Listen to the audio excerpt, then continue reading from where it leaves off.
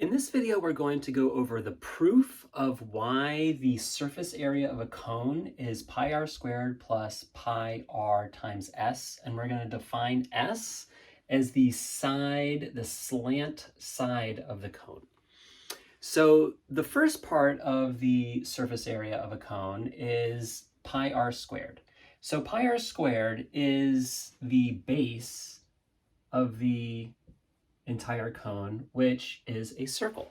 So the area of a circle is pi r squared, which is why this part, all in here, is pi r squared. So if we add pi r squared plus all of the lateral or the side area of the cone, which is going to be represented here, if you add the base, which is a circle, plus all the side area, you get all of the side plus bottom, the entire surface area of the cone. Okay, so pi r squared, we've gone over in other videos of why that is the formula for the area of a circle. The thing that's a little bit more tricky is understanding why the lateral side, or the slant side all the way around of a cone should be pi rs. So pi rs takes a little bit of a proof, and I am going to try to show that with this cone right here. This cone right here has a base, which is a circle, and I've put some painter's tape around the circumference of the base. So the circumference of the base is all the way around because it's a circle. And then what I did was I took a piece of paper and I wrapped it around this cone so it fit perfectly. Okay, so I took a piece of paper and I cut it out so it's exactly a cone that fits exactly on top of the plastic cone that I had. The plastic cone, again, has that painter's tape of the circumference in blue. So since this paper on top fits perfectly, what I did was I drew a blue line on the bottom of the outside of the cone, which matches perfectly with the bottom or the circumference of the circle that's at the base of the cone. So the base of the cone's circumference is the same as the length of this blue line here. All right. By the way, when you unravel the side of a cone, it turns into this fan shape, which is kind of cool. So it's flat. This is a flat fan, and it's obviously not a complete circle, but it's part of a circle. Okay, so why don't we put this part of a circle. Oh, and by the way, this is the area, this is the lateral area of the cone. So if we can figure out what the area of this fan is, then we have the lateral area of the cone. I'm going to show you, I'm going to prove to you that the lateral area, this, everything that you see right here, has the formula pi times r times s, again, where s is the slant side of the cone. And I'm going to prove why this equals this part right here. And since we already know what the base, which is a circle, is pi r squared, if you add them together, you get the surface area of the entire cone. All right, so this is what I'm going to be concentrating on for this particular video. I'm proving this part right here. Okay, so let's start off again with wrapping this paper around the cone. And the reason why I put 2 pi r down here in blue is because 2 pi r is the formula for the circumference of any circle. So it's 2 times pi, which we'll estimate as 3.14 if you want, times the radius. Now the radius, so this is a circle here, so the radius is from the center to the edge, center to the edge. So that's what r means in this case, all right? So whenever I use the term r, it is always going to be reflecting the radius of the particular circle that is the base of this cone. So that's really important to remember. So whenever I reference r in any way, r is going to mean a very specific radius. It's going to mean the radius of this specific circle, which is the base of the cone. There's going to be another kind of radius that we're talking about So I don't want us to confuse this other radius I'm going to talk about in the future with this radius that I'm always going to be labeling r. So if you see r, you know that it's exactly this distance or exactly this distance, okay? So now what we need to do is try to figure out what the area of this is, all right? So what we could do is, if we can make this into an entire circle, which doesn't exist right now, but if we created a circle that it could fit in, then this fan would be a portion of that circle.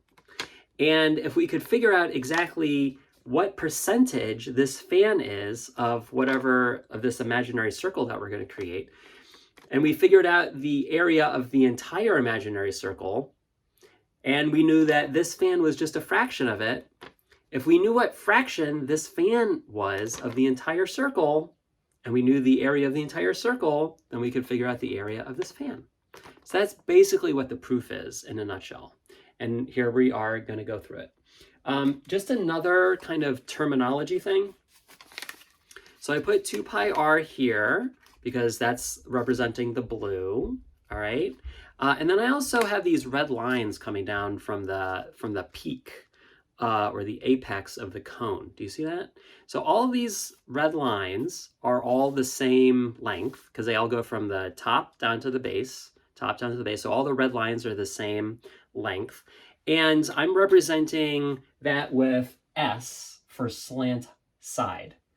All right, so sometimes we use different letters for this if you look in different formulas, which is really important that we understand where the formulas come from. So there may be another situation, maybe in a textbook that you've seen somewhere else, where this distance, instead of calling it the slant side or the slant height, they do a cursive L. A cursive L stands for lateral, which means side. So whether you see a cursive L or this S, just know that it's referring to this distance, which is at a diagonal. So that's why it's important, really, again, to understand how the formulas are made, so that if you see formulas in different ways, you're not going to get thrown off. Okay, so what I'm going to be calling the distance from here to here is I'm going to be calling it the slant side, or just S for short. Okay, so that's the other thing that we need to sort of get down. So if I'm doing this distance, I'm going to be labeling it S for short. Okay, so now I'm going to unwrap this from the cone, from the side of the cone, and now I'm going to put it onto the board here. And I've already pre-drawn my circle. So do you see that this fan is going to fit on top of this perfectly? Okay, so this the circumference of the original cone is this blue right here that goes right around here. And so that is going to be the distance from A to B. So the distance from A to B is 2 pi r, because again, the circumference of this circle is 2 pi r.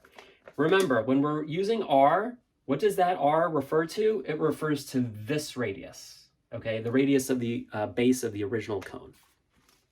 So this distance from A to B equals 2 pi r, okay? All right, now this green section is totally made up. So do you see that this is part of a circle? It's a fan, but it's not a complete circle. So what we're going to do is we're going to make a sort of an imaginary or an imagined circle to complete what this fan has started. So this imagined part is something that we're creating, but it's in green to designate that it's different from the actual circumference of this original cone. So now we do have a complete circle, and we know that from A to B is just the circumference of the original base. So this is the outline of this fan. And do you see that the slant height, or the slant side, or S, of the original cone turns out turns out to be the radius of this imagined full circle that we've created.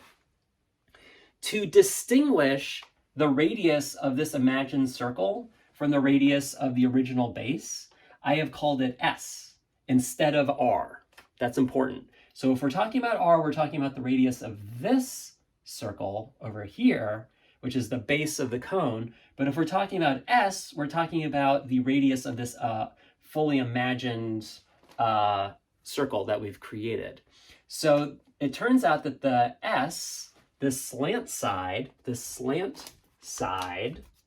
if you put it over here and unwrap it, then you've got the exact slant side. I haven't changed anything, but it's the center. It goes from the center to the circumference, literally, of this circle. So all of these S's, and you can write S's all over if you want, are going to be the radii of this imagined circle.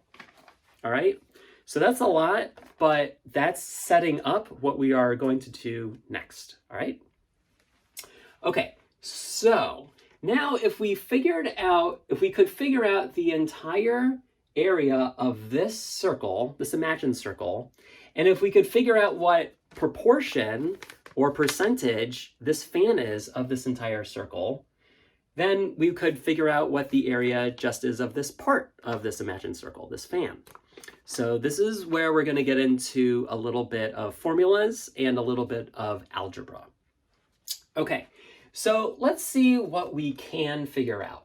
Well, let's try to see if we can come up with the area of this imagined circle. So the area of any circle is pi times the radius of that specific circle squared. But remember, the radius of this specific circle, we're not going to call R. Because R means something else. We're going to call it S in this case. So in that case, the area of the imagined circle is going to be pi times S, which is the radius of this particular circle, squared. All right, so the area of this entire circle right here is going to be pi S squared. So now we need to figure out what the fraction of this fan, so to speak, is of the entire area. So this is where we're going to employ a theorem, which we haven't learned yet, and we're not going to do in this video, but I'm just going to go over it briefly so that we can use it in terms of proving this right here. So there are lots of types of circle theorems that are very useful. We're going to use one of them.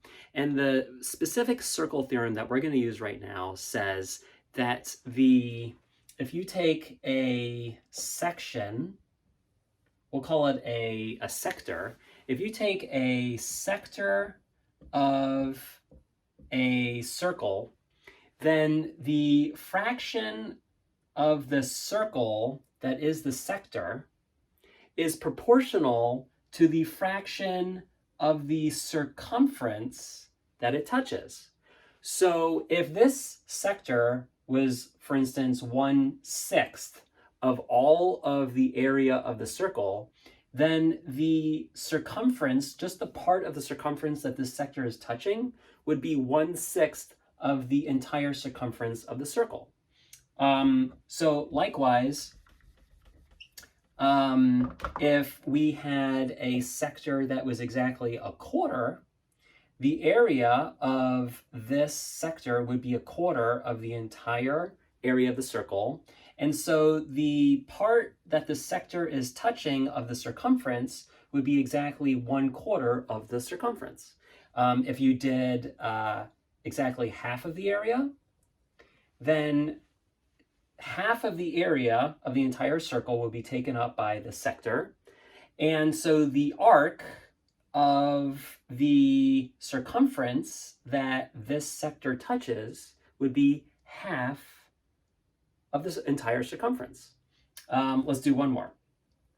So if you had a sector that included 3/4 of the area of the circle, then the arc that sector touches would be 3/4 of the circumference of that entire circle. So basically what it is saying is the area that is taken up in the sector is proportional to the area of the entire circle, just as the arc that sector touches is proportional to the entire circumference of the circle. Okay, so that's a theorem, and it has its own proof. We're not going to go into the proof of it, but we are going to use it in this case. All right, cool. So this distance from here to here, let's call that maybe AB, distance AB. Okay, so this distance AB is a fraction. It's part of the circumference, but it's not the whole circumference. The whole circumference goes all the way around. So it's a portion of it. It's a fraction of the whole thing. So let's make a ratio. Let's say the distance of A to B, which is part of the circumference, relates as a fraction to the entire circumference. So what's the entire circumference of this circle? Well, the entire circumference of any circle is 2 times pi times the radius of that specific circle. But remember, we're not going to use r because we're referencing this circle, and r is only for the circle that was the original base of the cone, the radius of the base of the cone. So we're not going to use r, we're going to use s instead. So 2 pi s would be the circumference of this entire imagined circle. So the length of AB, that part of the circumference, is a fraction of the entire circumference of this, which we'll call 2 pi s. 2 pi s. Okay? Now, as we had said, this special circle theorem that we just talked about says that, well, if this length is a fraction of the entire circumference, we can create a proportion as to the area of this sector that was created with this fan. The area of the fan sector should be in the same relationship to the area of the entire circle. So just like the arc AB is a fraction of the entire circumference, the area of this fan should be the same fraction of the entire area of the circle. Okay, so this was the arc AB, that was the length of this fan. So let's do the area of the fan right here. And we'll call that, since we don't know it, because that's what we're trying to find out, we'll call it the area of the fan. Remember, the area of the fan is what we're looking for. That's what this is. And that's what the lateral portion of the cone is. So you could say the area of the fan or the area of the lateral portion of the cone. Same thing.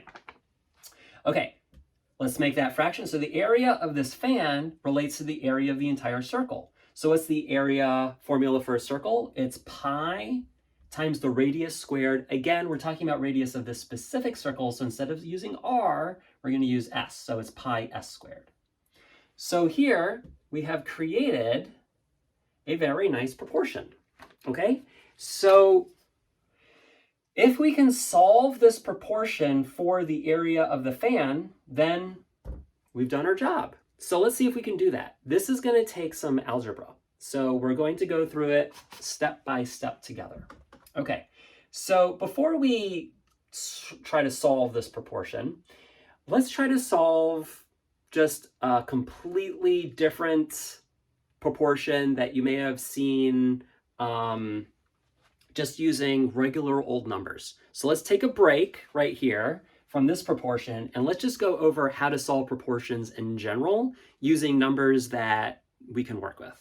Okay, so let's say we have 4 to 6 equals, we'll call this x to 3. So this is also a proportion. Okay, it doesn't look nearly as complicated as this proportion, but proportions are proportions. So let's go through to try to solve this. So there's a lot of ways that you can solve proportions. You may have been taught this method of cross products. If you multiply 4 times 3, that should equal 6 times x. So you could do that and then you set them equal. So that's a great way to solve. There's so many ways to solve proportions. How about this? What we could do is, using some of our algebra skills, let's try to isolate x. Okay, so how could we isolate x? We would need to get rid of 3 in the denominator. So how would we do that? Well, you can always multiply both sides of an equation by the same quantity. It's like a scale that if you do one thing to one side, you better do the same thing to the other so it keeps equal, okay? It keeps balanced. So if I want to multiply this side by 3, I need to multiply this side by 3. Why am I trying to multiply both sides by 3? Because I have the advantage that 3 cancels into 3. Oh, that's nice. So I'm left with just 1's and x. So I'm just left with x by itself, which is great, which is isolated, which is exactly what we want to do. So I could write this big X here, isolated. And now, remember, I did need to multiply this side by 3 over 1 just to keep it fair, keep it even. 3 times 4 is 12. So 3 times 4 is 12. So I'll write 12 here instead of 3 times 4. So that's 12 divided by 6. 12 divided by 6 is 2.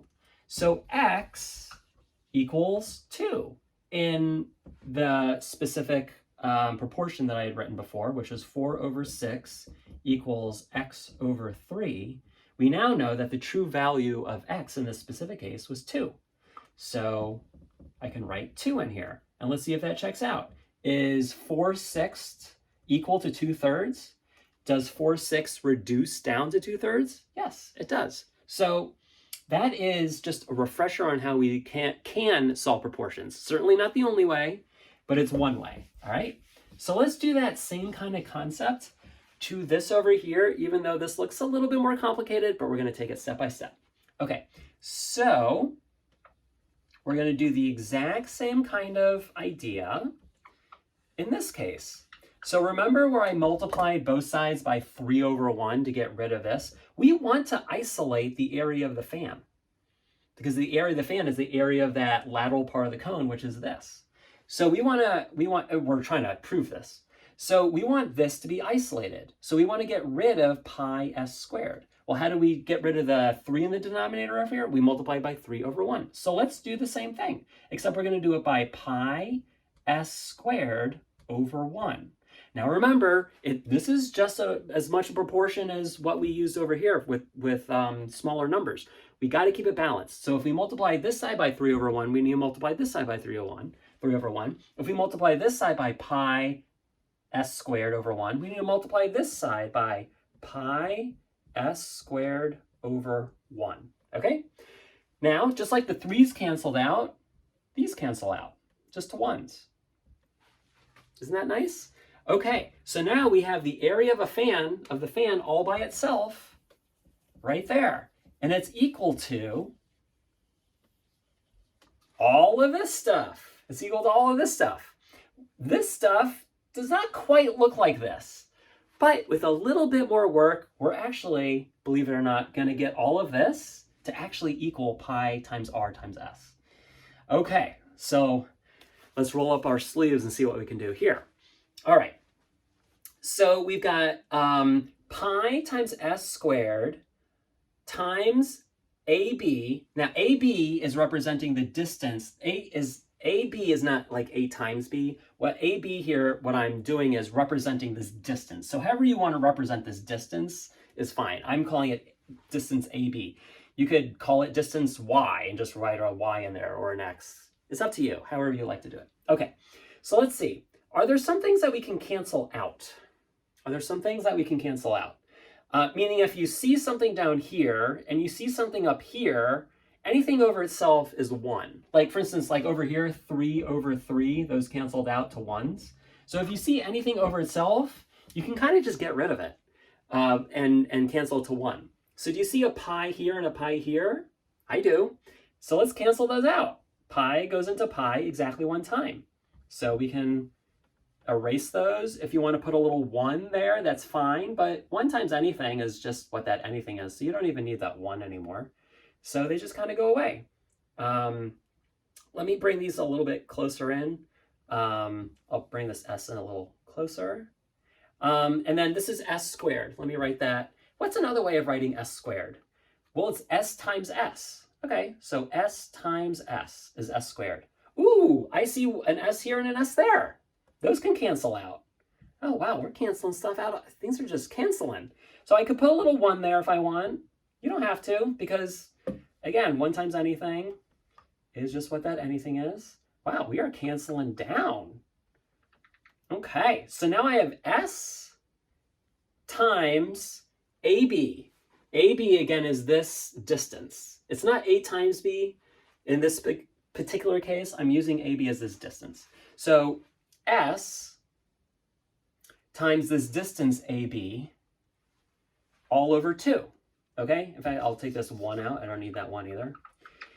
Man, we are so close. But I just, if I could only figure out what AB was. What is AB? What is AB? AB, wait, I remember. AB is blue. Blue I remember. Blue was like this blue, which is kind of like this blue. Oh, the painter's tape that I used, that was blue. Oh, this distance from A to B is the blue part of this cone, which is the circumference of the base of the cone. Oh, which is this. This is the circumference. So if I could figure out somehow to write a formula for the circumference of this original cone, I could plug that in for distance AB. Because when I unravel it, this circumference is this exact distance from A to B. So let's come up with the circumference of this circle. Well, C equals 2, the circumference of any circle is 2 pi times the radius. And we are allowed to use r because we're talking about the circumference of this particular circle, which is the radius right here of r. Remember, we couldn't use r over here because this was the radius of another kind of circle, but here we really truly could use r. So 2 pi r is the circumference, and this r is a correct r. It's the same r. So since this circumference is this distance AB, instead of writing AB, we can now write what it represents, which is 2 pi r, and r meaning that. 2 pi r. And now, ooh, look, these 2's, they cancel to 1's. In fact, I can just erase them. I can just erase them like that. And I'm left with s. I'm left with s times pi times r. So I'll put this s a little bit over here. S times pi times r equals the area of this fan, which is what we were trying to find. And s times pi times r is the same thing as s times pi times r. You can multiply them in any way you want. So I can rearrange it. If this is s times pi times r, I could write this as pi times r, and I could put that s over here. And thus, we have just proven that the lateral area of a cone is pi r s. Thank you.